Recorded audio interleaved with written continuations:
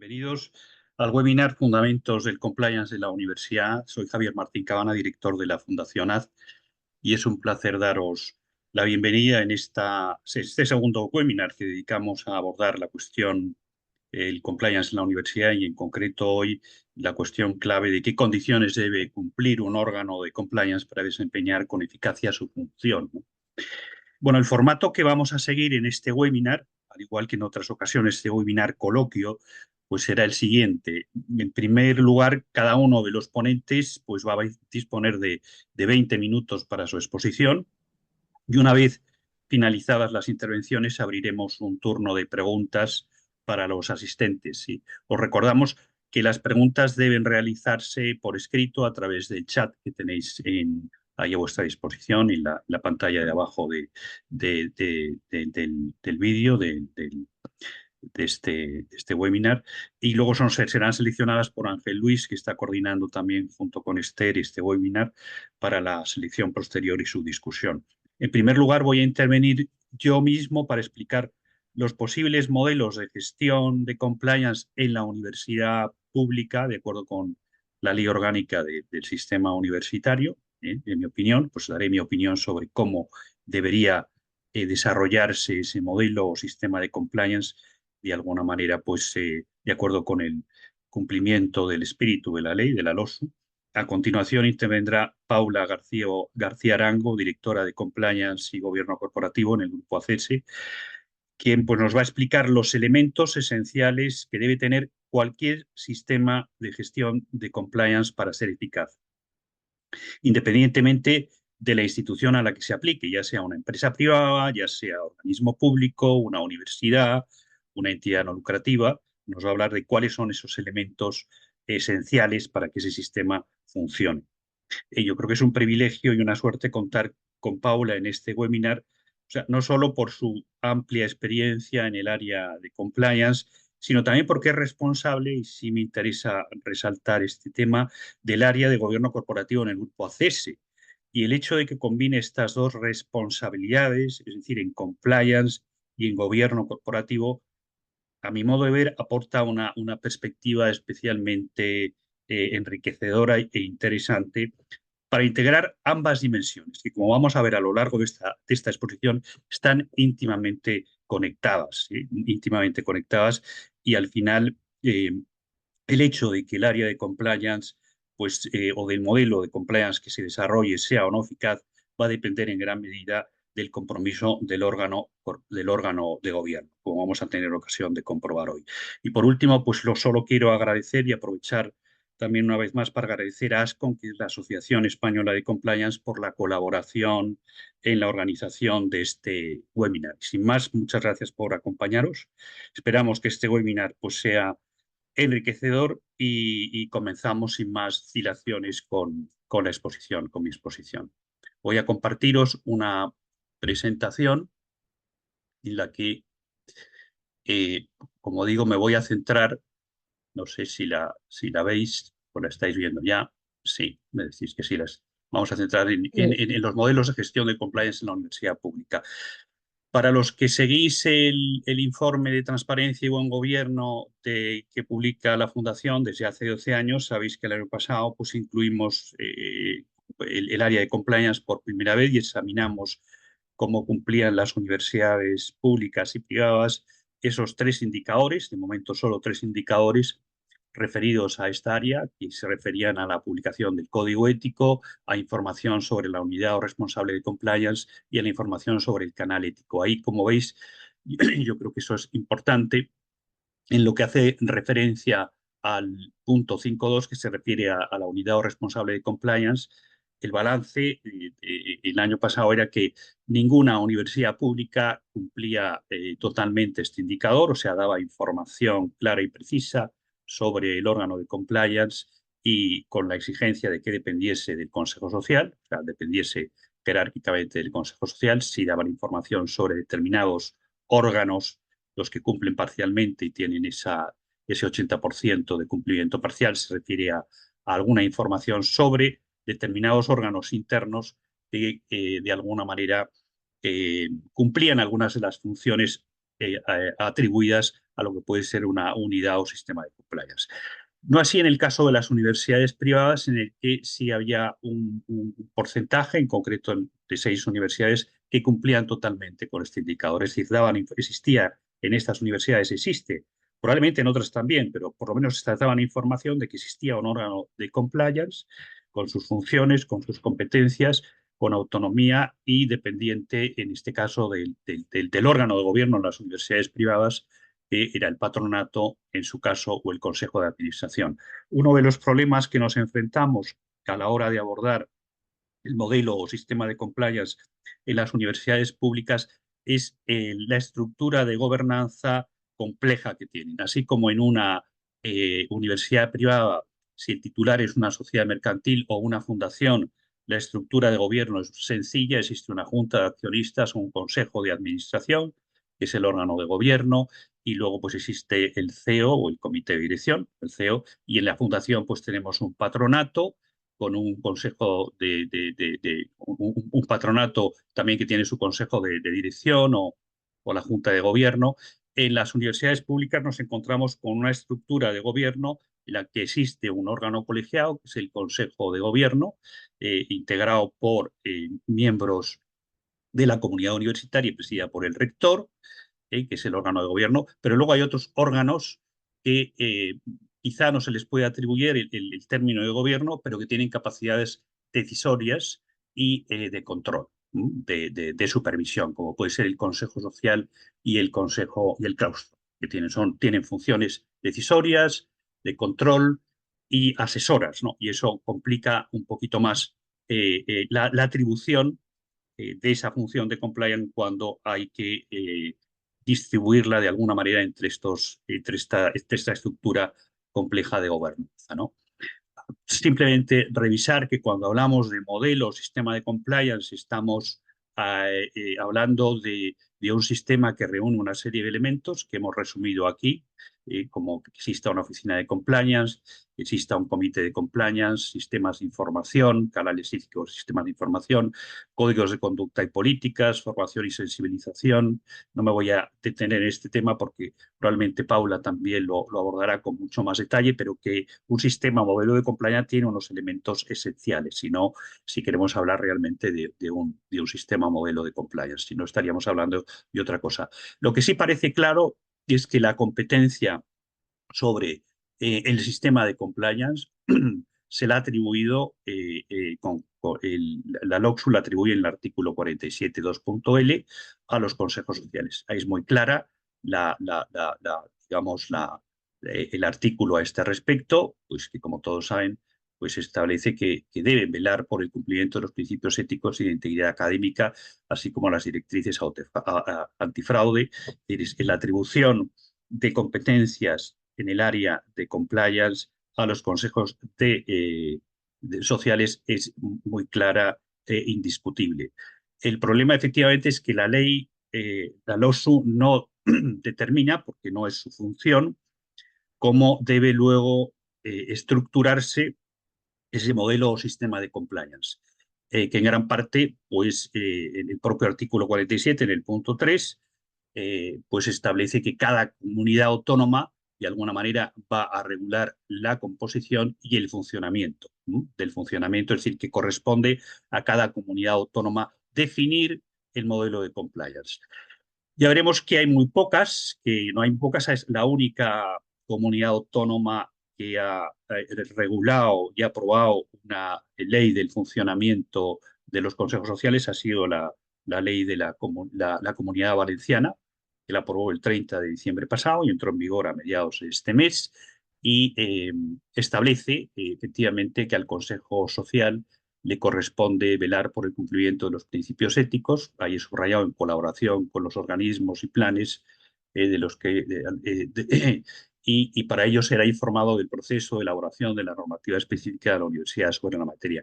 Como ya explicaré más adelante, ya me detendré en este tema, es, eh, es el es la primera comunidad que de alguna manera regula las competencias y el funcionamiento del área de compliance en los consejos sociales y, a mi modo de ver, como explicaré más adelante, es un mal ejemplo. O sea, desde luego no es un buen antecedente para las comunidades autónomas porque ha desdibujado mucho las funciones de compliance que debe tener un órgano. Al final, cuando hablamos de diferentes modelos de compliance que existen o que pueden existir, a nosotros nos parece que el modelo va a depender, respetando siempre la competencia del Consejo Social.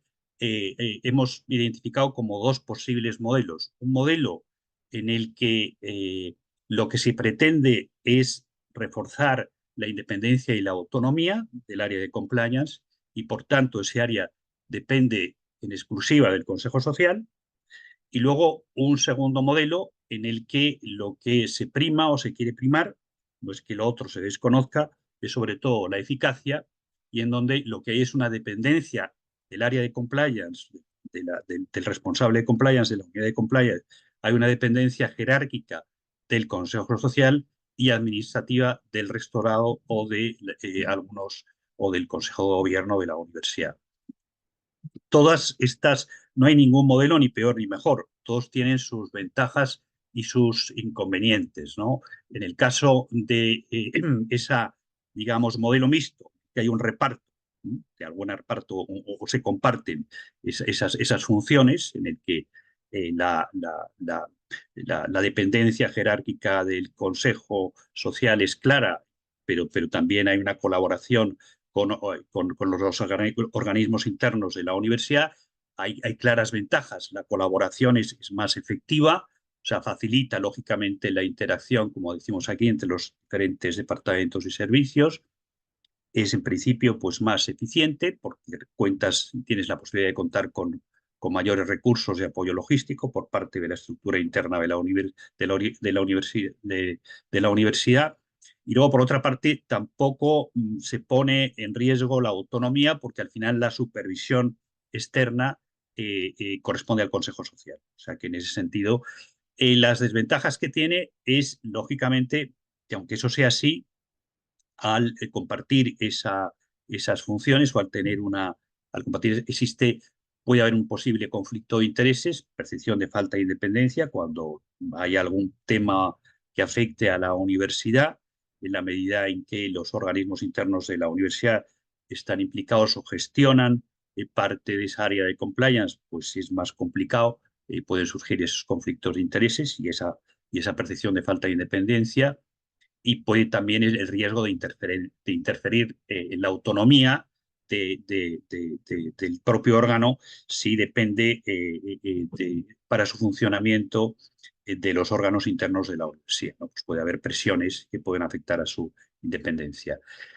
En el caso de las competencias exclusivas del Consejo Social, pues ahí, lógicamente, las ventajas son su mayor autonomía, que es independencia total y absoluta de los órganos de gobierno del rectorado, del rectorado, que existe un control externo, completamente externo, que por tanto pues garantiza de cara al exterior una mirada pues más imparcial, y yo creo que eso refuerza también la confianza pública en la universidad y una mejor rendición de cuentas, porque reporta, digamos, la unidad o el reportado puede reportar directamente al Consejo Social sin interferencias. Las desventajas son pues que falta, lógicamente, esa mayor integración operativa, esa desconexión que hay. Es necesario, lógicamente, una mayor coordinación y es más difícil la colaboración y también pues tiene esa burocracia, esa carga burocrática adicional, ¿no? Que puede generar carga adicional para el Consejo, ¿no? Al final, este modelo, digamos, de competencia exclusiva del Consejo Social, pues tiene diferentes objeciones, ¿no? Por parte de la universidad, pues se ve a veces como una pérdida de control sobre funciones claves, como puede ser el cumplimiento, y ahí pues la solución es ver cómo se resuelve esa coordinación entre el equipo del rector, el rector y el Consejo Social en toda esta área, o sea, es un reto.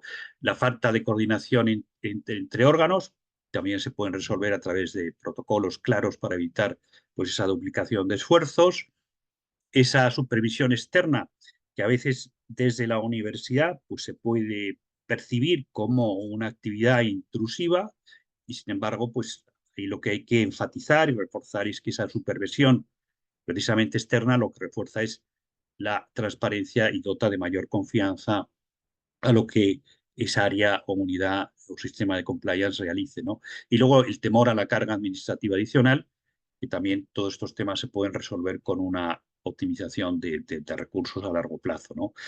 Nosotros nos parece que eso se podría también resolver mediante un sistema también de reporting o de rendición de cuentas de dos líneas, o sea que puede haber una rendición de cuentas al Consejo Social en un informe de compliance que rinda cuentas sin perjuicio también de que esa rendición de cuentas se reporte también con carácter informativo, porque al final la competencia es exclusiva del Consejo Social, pero con carácter informativo pues puede haber un informe al Consejo de Gobierno o al equipo del rector o a la unidad que corresponda, ¿no? O sea que esa doble línea de reporting pues podría facilitar de alguna manera, por una parte, garantizar la autonomía y luego pues la coordinación entre ambas partes, ¿no? ¿Por qué la dependencia exclusiva del Consejo Social refuerza mejor la autonomía e independencia? Pues porque a nosotros parece pues, que la independencia en este caso pues, es total, porque los recursos, la estructura interna depende exclusivamente del Consejo Social, la rendición de cuentas es más independiente en ese sentido, el control externo es más efectivo y nos parece que este modelo pues, dota de más claridad y legitimidad a el órgano a la universidad en su conjunto, ¿no? Al final, el, el, la, la única, la propuesta de la ley valenciana, y como digo yo, es el único ejemplo eh, que hoy por hoy tenemos de desarrollo de la LOCSU en lo que respecta al área de compliance, como veis ahí, eh, el artículo que atribuye esta competencia al Consejo Social, pues la define como velar por el cumplimiento de los principios éticos y de integridad académica, así como de las directrices antifraude que deben guiar la función docente y la investigación en colaboración con los organismos y planes de los que a estos efectos disponga cada universidad, y para ello será informado del proceso de elaboración de la normativa específica de la universidad sobre la materia. Si no existe dicha normativa específica o si la hay o si la que hay se encuentra obsoleta, el Consejo Social deberá impulsar su elaboración, revisión o adaptación. ¿Por qué nos parece que esta ley desdibuja lo que puede ser el área de compliance tal y como la entendemos? Porque limita el papel del Consejo Social al ámbito de revisión normativa. Su única competencia va a ser revisar si las disposiciones, las políticas, las normativas actuales de la universidad son adecuadas, pero no va a tener ningún control efectivo el Consejo Social sobre cómo se cumple.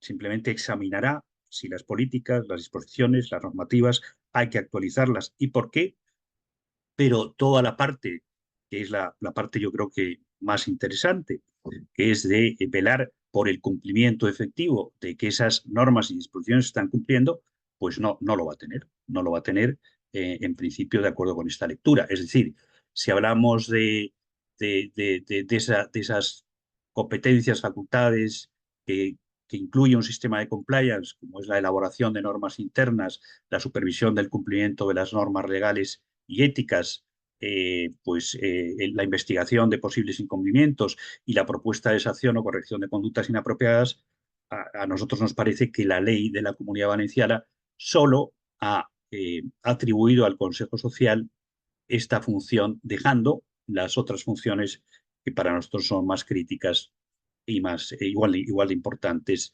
privando al Consejo Social de esas atribuciones o competencias, ¿no? Y yo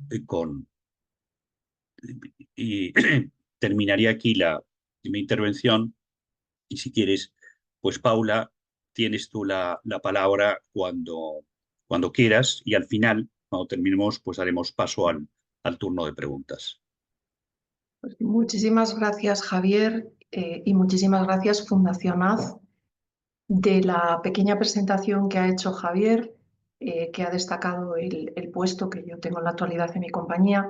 También quería señalar que estoy aquí en representación de ASCOM, la Asociación Española de Compliance, que engloba a la mayor parte de los profesionales y empresas dentro de nuestro sector de compliance, y dentro de Ascom pertenezco a su junta directiva desde noviembre del año 23.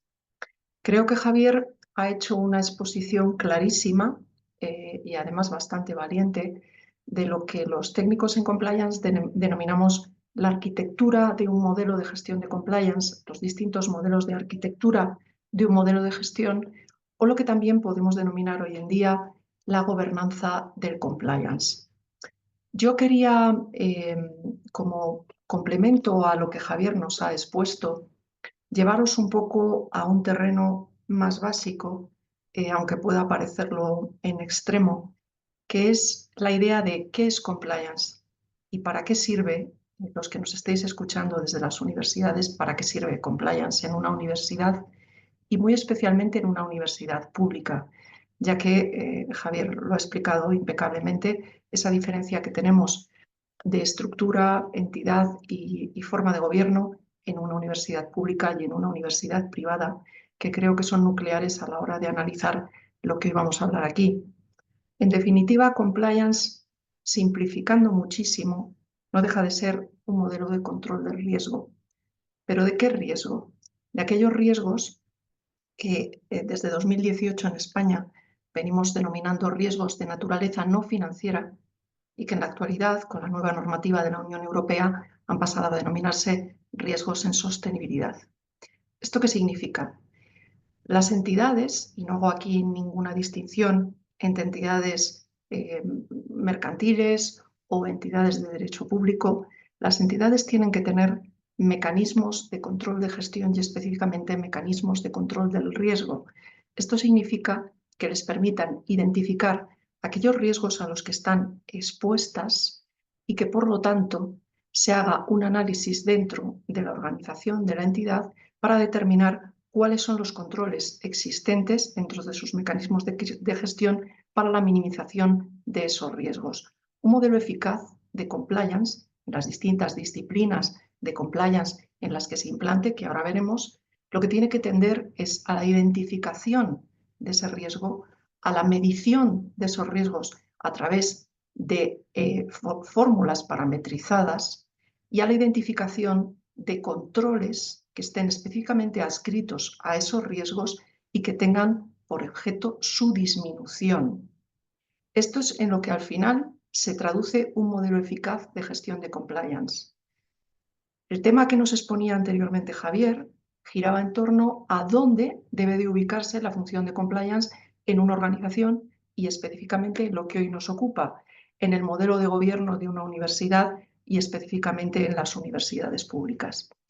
Un modelo de gestión de compliance eficaz debe de estar incardinado en un órgano que sea designado por el órgano que tiene por objeto la supervisión de los riesgos de la organización.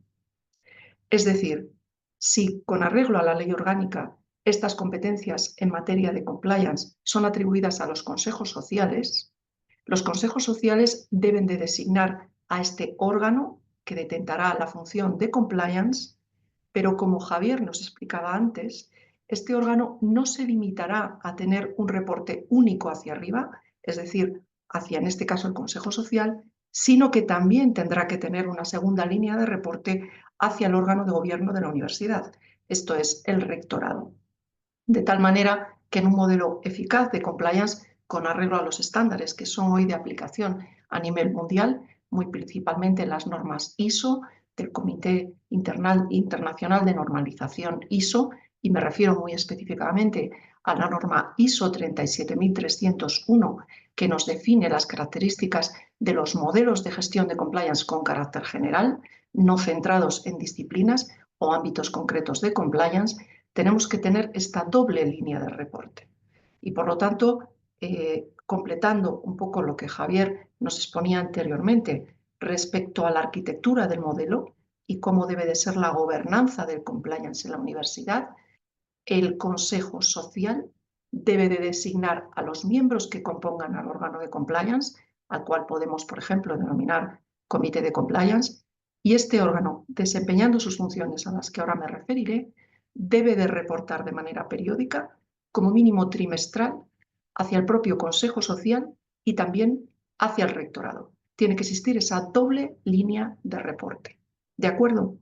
Los ámbitos de compliance, y aquí es donde empiezan las dudas, van mucho más allá del compliance penal. Como sabemos, en España, desde el año 2010, existe la responsabilidad penal de la persona jurídica recogida en el artículo 31 bis y siguientes del Código Penal. El Código Penal contempla distintos tipos en los que una persona jurídica puede incurrir. Es decir, las personas jurídicas y por lo tanto las universidades, las entidades, pueden incurrir en actividades delictivas. Este sería el ámbito de lo que denominamos compliance penal y antisoborno. Existe una norma en España, la norma UNE 19.601, que nos permite certificar la idoneidad de un modelo de gestión de compliance penal y antisoborno, y una norma internacional, la norma ISO 37001, que nos permite certificar la idoneidad de un modelo de gestión antisoborno. Por lo tanto, tenemos estándares claros, más allá del propio Código Penal, de cómo debe de ser la implantación de un modelo eficiente de gestión de compliance penal. Es evidente que siendo uno de los mayores activos que tiene una universidad la información, aquellas conductas relativas al uso ilícito de la información o a la transferencia ilícita de la información contempladas en el Código Penal serán algunos de los ámbitos más sensibles donde estarán los principales riesgos a los que la persona jurídica, la universidad, estará expuesta. Debemos, por tanto, tener una matriz de riesgos y controles en materia penal y antisoborno para que nuestro modelo de compliance sea eficaz. ¿Pero qué significa esto? Significa que tendremos que recurrir a técnicos especialistas en este tipo de herramientas. Una matriz es una herramienta de control del riesgo en la que se recogen y se miden los riesgos en sí dentro del catálogo del Código Penal y a su vez se recogen los controles preexistentes o se definen nuevos controles de no existir suficientes y a su vez la eficacia de estos controles se testa y se mide periódicamente. Pero no nos podemos detener aquí. Es decir, el modelo de gestión de compliance no se detiene solamente en el ámbito penal. Hoy en día, y muy especialmente desde la reciente normativa de la Unión Europea en materia de sostenibilidad, ciberseguridad e inteligencia artificial, los modelos de gestión de compliance son modelos transversales.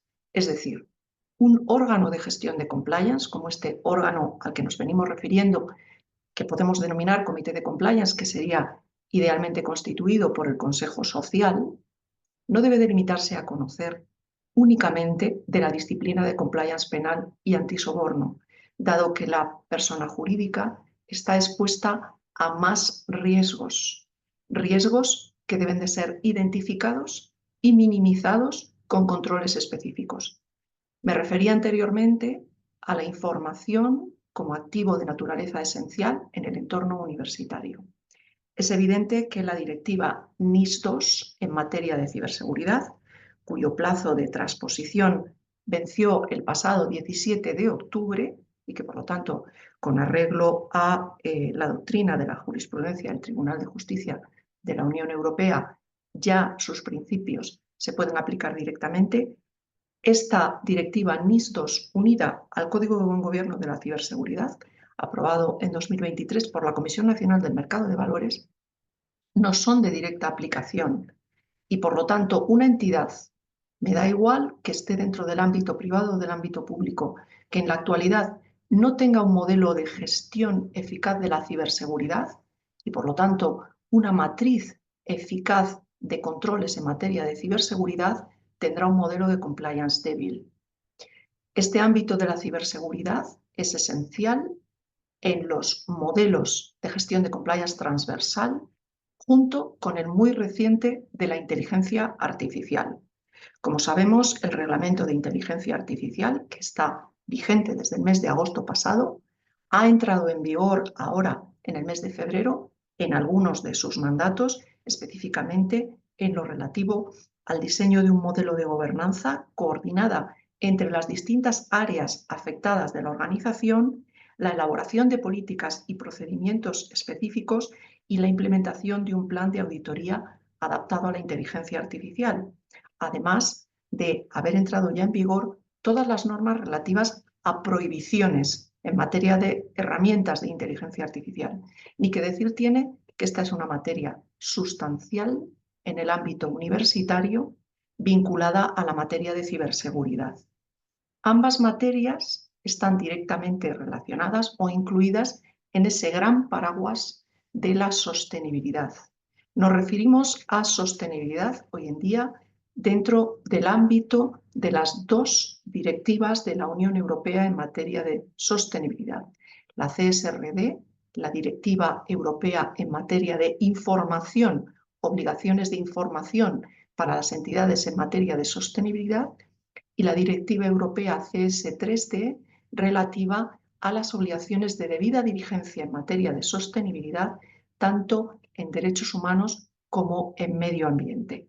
Estas dos directivas, la última además reciente aprobación, publicada en el mes de junio del año pasado y la anterior en el mes de diciembre del 22, son ya de aplicación, si bien no han sido transpuestas en España, a los grandes grupos de empresas. Por ejemplo, en los grandes grupos de empresas del IBEX estamos ya cerrando el primer informe de sostenibilidad que formularemos en los meses de febrero o marzo para presentar a nuestras juntas de accionistas en los próximos meses.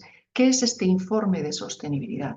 Es lo que veníamos denominando hasta ahora el informe de información de naturaleza no financiera consolidado, que forma parte de las cuentas anuales de la compañía. Es decir, lo que hasta ahora era el informe de información de naturaleza no financiera consolidado o informe integrado pasa a denominarse informe de sostenibilidad.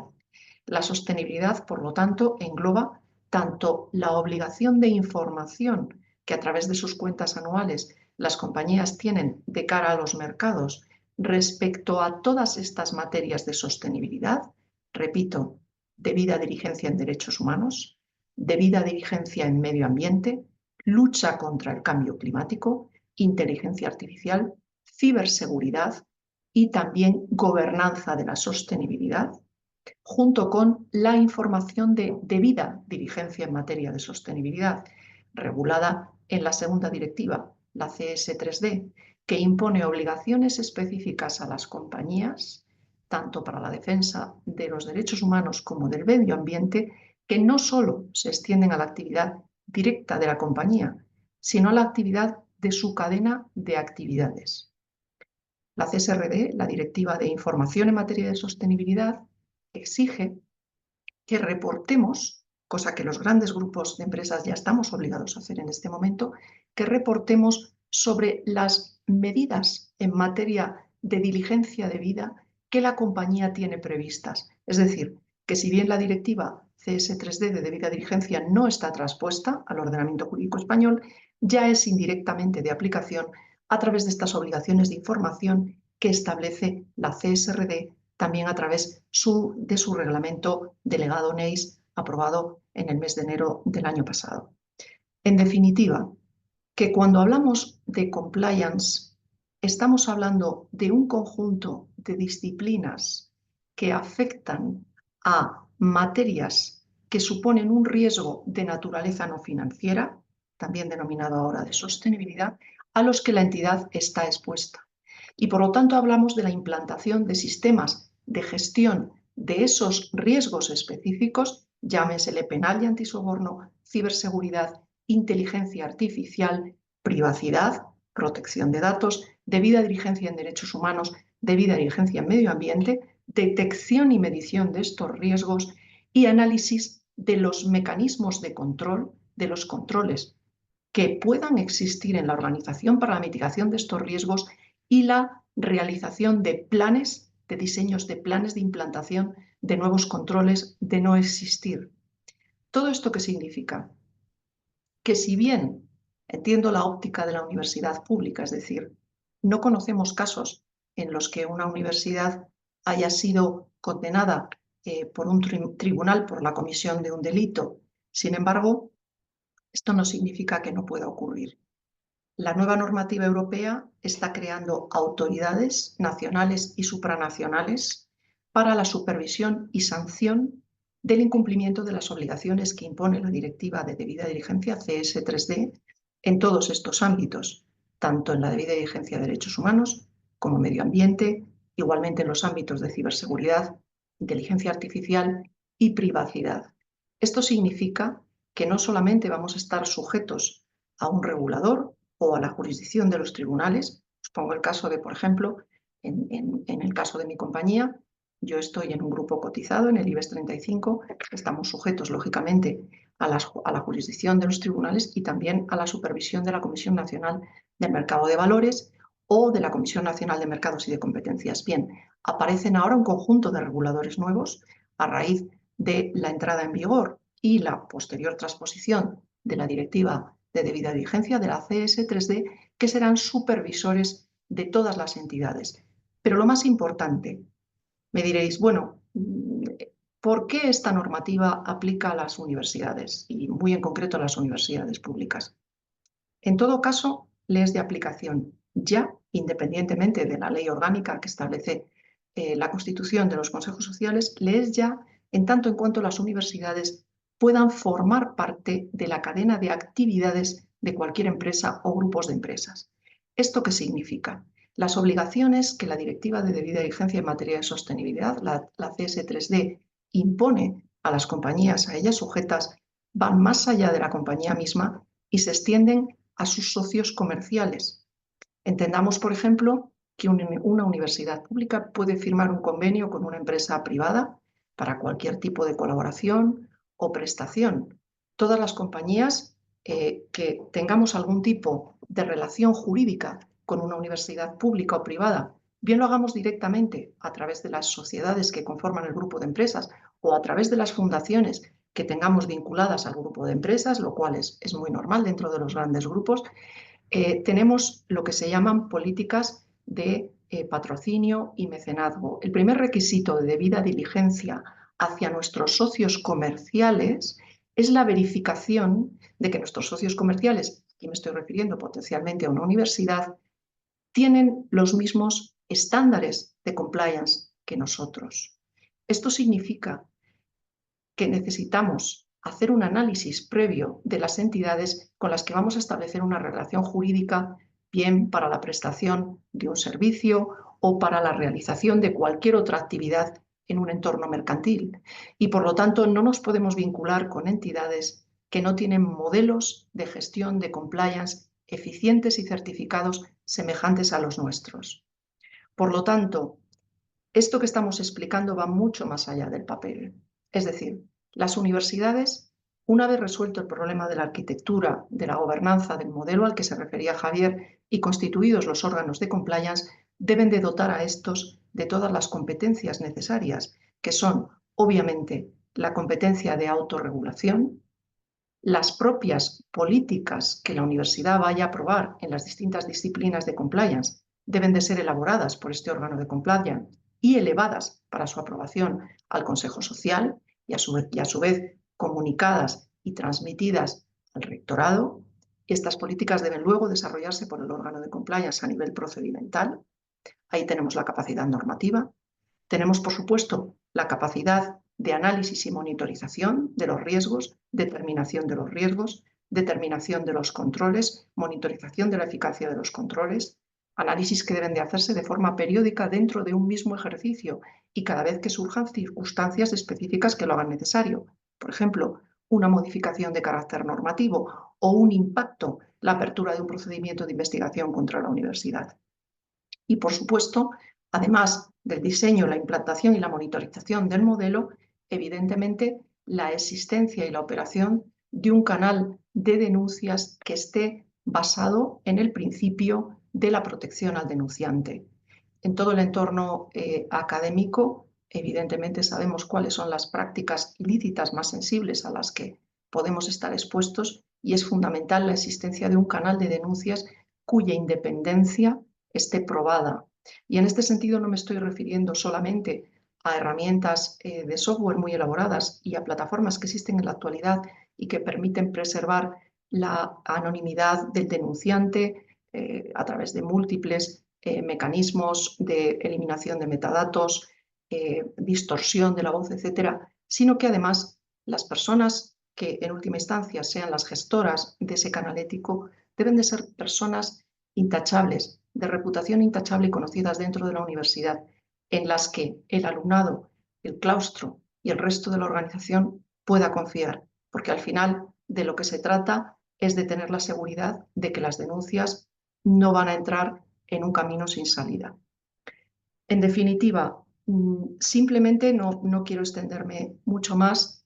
Lo que os quería trasladar es que la necesidad de la implantación de modelos de gestión de compliance eficientes en la universidad es imperativa, no es una opción. La universidad debe de aspirar en la sociedad a tener una interlocución directa con el mundo de la empresa, incluso el ámbito de la pública con la privada, y esta interlocución pasa en la actualidad por poder evidenciar la existencia de modelos de debida diligencia en este ámbito de la sostenibilidad que se extiende a su vez a todos los ámbitos de compliance. No sé, Javier, si quizás parar aquí y, bueno, ponernos a disposición de las personas que están hoy con nosotros para atender a sus preguntas. Perfecto, pues muchísimas gracias, Paula, muy interesante. Y sí, quedamos, hoy damos a Ángel Luis, si nos puedes ir haciendo llegar las preguntas que te han formulado, te han ido formulando por escrito, pues encantado de Sí, responderlas. sí. Bueno, muchas gracias, Javier, y muchas gracias, Paula, por las dos intervenciones. La primera pregunta es, ¿nos podrían dar algún ejemplo de cómo se aborda la gestión del compliance en las universidades de otros países? Pues vamos a ver, si quieres, Paula, contesto. Nosotros hemos estudiado un poquito este tema. Ahí yo creo que eh, hay- responden como a los dos modelos que hemos dicho. Por una parte, el modelo más próximo a lo que ya hemos llamado competencia exclusiva del Consejo Social. En ese modelo, pues se encontrarían universidades como las británicas, por ejemplo, la Universidad de Oxford. El equipo de la Oficina de Compliance depende de un comité de supervisión, que es lo que ha comentado antes Paula, como hablaba de que el compliance debe atribuirse a aquel órgano que tenga encargada la gestión de riesgos y la supervisión. Pues en este caso se llama comité de supervisión, lo llaman Board of Compliance, que está compuesto por miembros externos, todos a la universidad, y presenta informes regulares de tanto al Consejo de Gobierno de la propia universidad, como en este caso al regulador británico. Al regulador, o sea, en las universidades británicas, digamos, prefieren estructuras en tema, en este caso en el área de compliance, que no estén controladas por la administración ejecutiva de la universidad para establecer una supervisión como mucho más objetivas, ¿no?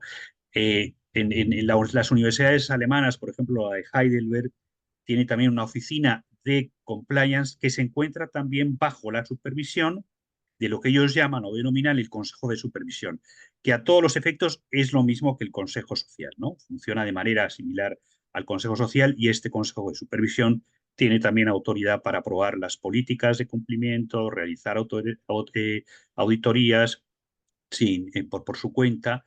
Lo mismo ocurre también en las universidades en Australia, tienen también un consejo de supervisión. Y luego existe, como puede ser ese modelo mixto, como puede ser en algunas universidades americanas, como en Harvard, que se basa en un sistema mixto. O sea, la oficina de compliance, en este caso, depende administrativamente del rectorado, pero el consejo de gobernanza, que sería el equivalente al consejo social, es el que supervisa las actividades de cumplimiento y garantiza la rendición de cuentas y la transparencia. Lo mismo ocurre, por ejemplo, en el caso de las universidades holandesas, que también tienen un rectorado en el que se gestiona administrativa, se gestiona desde el punto de vista administrativo la unidad o la oficina de compliance, pero hay un consejo de supervisión similar al consejo social que tiene también ese rol o de, esa facultad de supervisión, ¿no? O sea que, como hemos visto, dependen en todas las universidades, el área de compliance, como ha señalado Paula, depende del órgano de gobierno al que se atribuye la supervisión, que en este caso, pues es el Consejo Social. y con todas las funciones que hemos visto, no única y exclusivamente con la función de revisión de la normativa, sino también, lógicamente, la función de control del cumplimiento de las directrices, impulso, etcétera, etcétera. Muy bien, muchas gracias, Javier. Había otra pregunta para ambos ponentes. En su opinión, ¿quién debería nombrar al responsable de compliance y por quién debería estar integrado ese posible comité de compliance? Paula, si quieres. Sí, desde luego debe de ser nombrado por el Consejo Social. Lo ideal en una entidad como una universidad es que, si bien efectivamente puede haber un responsable de compliance, por ejemplo, un compliance officer, un director de compliance, a su vez exista un órgano colegiado. Lo ideal sería que ese órgano colegiado estuviera compuesto, siendo su presidente, por supuesto, esta persona, el responsable o director de compliance. Lo ideal es que en ese órgano colegiado estuvieran representadas, primero, las funciones de supervisión dentro de la propia universidad. Lo que utilizo aquí, la terminología del mundo de la empresa, me perdonaréis, pero bueno, vosotros hacéis las equivalencias, es decir, auditoría interna tanto financiera como no financiera, por lo tanto, auditoría de sostenibilidad, ¿de acuerdo? Gestión tributaria, es decir, los responsables de los aspectos tributarios, los responsables de control de gestión y, evidentemente, las otras áreas sustantivas, es decir, los responsables de ciberseguridad, de inteligencia artificial, de privacidad de datos, tema muy importante en una universidad, y los responsables de sostenibilidad.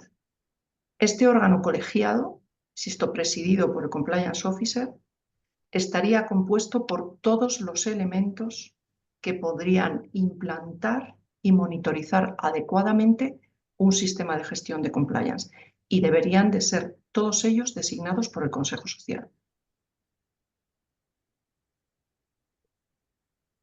Yo lo único a añadir en este caso que yo pienso que, además de nombrar, el Consejo Social, igual que tienen otros, debería tener también las atribuciones de cesar y de evaluar al responsable de la unidad de compliance. Es de estos cargos que el cese debe corresponder, ¿no? Porque además desempeña una función crítica, igual que a un consejero independiente. Si el Consejo de Administración decide cesarlo, tiene que justificarlo ante la Comisión Nacional del Mercado de Valores. En este caso, yo creo que el cese de un responsable de esta entidad pues también debe corresponder al órgano externo, ¿no? Entonces, tanto la parte de nombramiento, como la parte de evaluación, como la parte del cese, ¿no? Y totalmente, esto que dices, Javier, me hace pensar, estableciendo un paralelismo un poco atrevido con el mundo de la gran empresa, que en tanto que el órgano de gobierno de la universidad vendría a representar, pues eso, la máxima entidad del management dentro de la universidad, el Consejo Social debería de ser un equivalente a lo que en los grandes grupos de empresas es la Comisión de Auditoría y Sostenibilidad, en tanto que integrada solo por consejeros independientes. Es decir, eh, estoy pensando en la guía recientemente modificada de la Comisión Nacional del Mercado de Valores de funcionamiento de comisiones de auditoría y de supervisión y de sostenibilidad.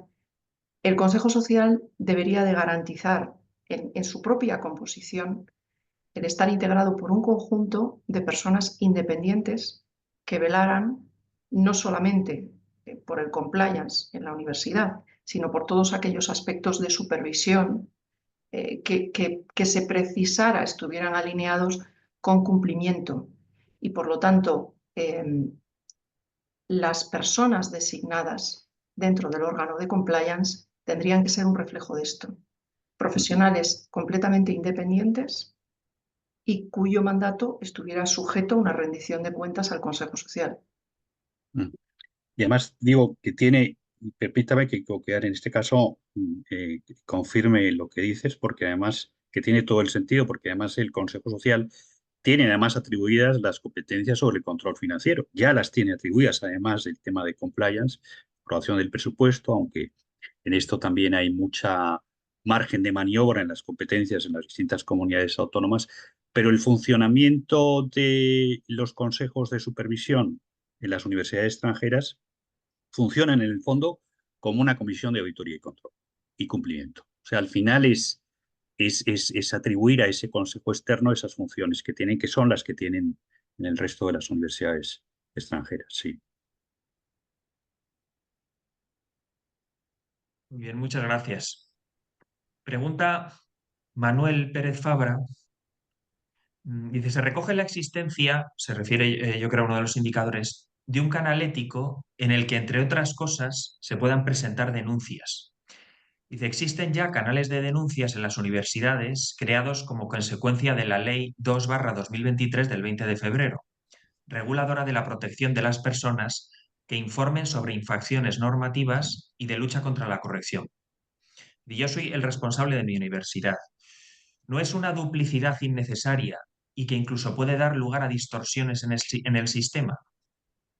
Perdón, si eso debe ser, digamos, culpa nuestra, en el fondo se trata del mismo canal. Nosotros, ¿qué ocurre? Que en lugar de llamarlo, es el mismo canal de la Ley 23, el mismo canal también que hacía referencia antes a Paula. Lo que pasa es que nosotros en el informe lo hemos denominado, en lugar de canal de denuncias o sistema de información, lo hemos querido denominar canal ético. ¿Por qué? ¿Por qué no lo hemos querido denominar canal de denuncias? Bueno, porque nos parece que eh, ese canal, la denuncia no es el único elemento importante en la gestión de los riesgos.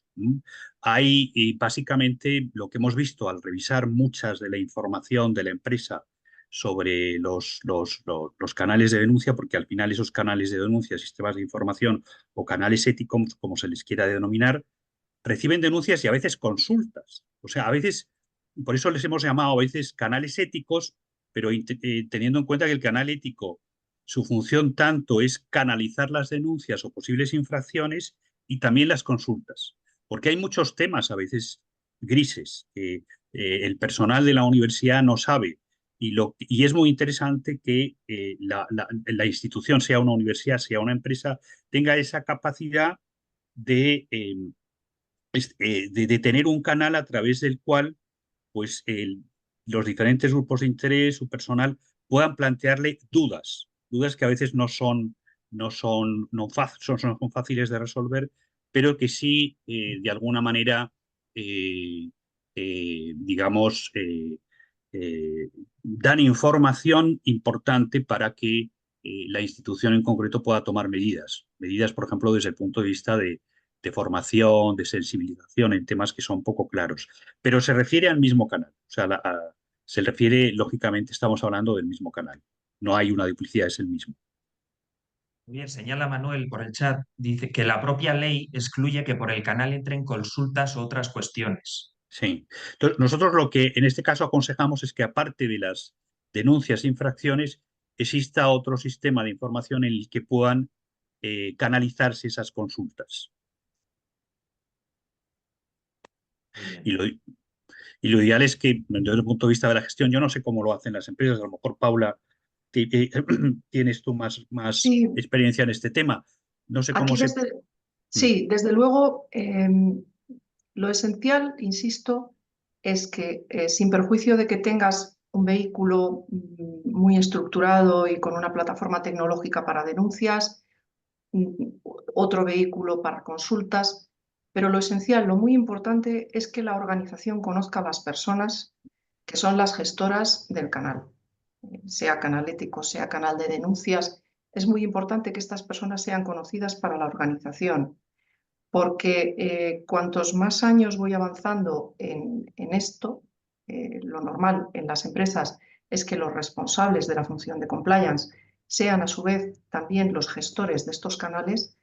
La gente, cuando verdaderamente se está planteando poner una denuncia, que la complejidad o la gravedad de esto puede ser de muy distinto tipo, muchas veces lo que hace es venir a hablar abiertamente contigo en una especie de instancia preliminar.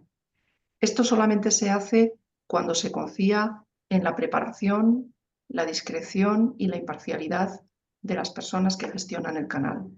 Y es algo importantísimo en lo que yo estoy incidiendo mucho últimamente, porque al final del día nadie va a utilizar un canal de denuncias si cree que el equipo que va a tramitarlo pueda no ser un equipo ecuánime o ajeno a situaciones de conflicto de intereses. Muy bien. Javier, no sé si tenemos tiempo para más preguntas. Sí, tenemos para una más, yo Sí, creo que sí. muy bien. Dice Francisca, una duda, dado que la gran parte de las funciones que se describen en materia de cumplimiento ya corresponden en muchas universidades al comité antifraude y al responsable del sistema de información, ¿podría integrarse en dichos órganos la persona responsable de cumplimiento? Dice, por cuestiones de eficacia, mayor control de riesgos y menor dispersión de órganos profesionales e independientes. Sería al revés. Es decir, si existen comisiones específicas antifraude o unidades específicas antifraude o antisoborno, como he explicado antes, los responsables de esas unidades deberían de integrarse en el comité de compliance, del mismo modo que deberían estarlo los responsables de ciberseguridad, de inteligencia artificial, de privacidad, de auditoría interna, etc. Muy bien. ¿Tenemos tiempo en última, Javier? Sí, una última, sí. Vale, Quedan 3 minutos. vale. Vamos a Dice consumirlos. Sonia, las universidades, según la LRJ, la Ley de Régimen Jurídico de las Administraciones Públicas, se consideran administraciones públicas y por tanto estarían exentas, según el Código 31 del Código Penal, de la implantación de un sistema de compliance para prevenir conductas consultivas constitutivas de delitos.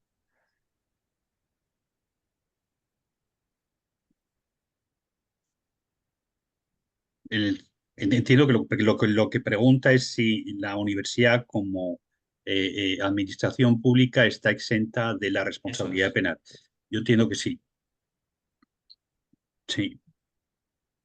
O sea, jurídica sí. Es un tema, no me atrevo tampoco a dar una respuesta así como categórica, pero en principio las administraciones públicas, y si la universidad se considera una administración públicas, sí están exentas de esa responsabilidad penal.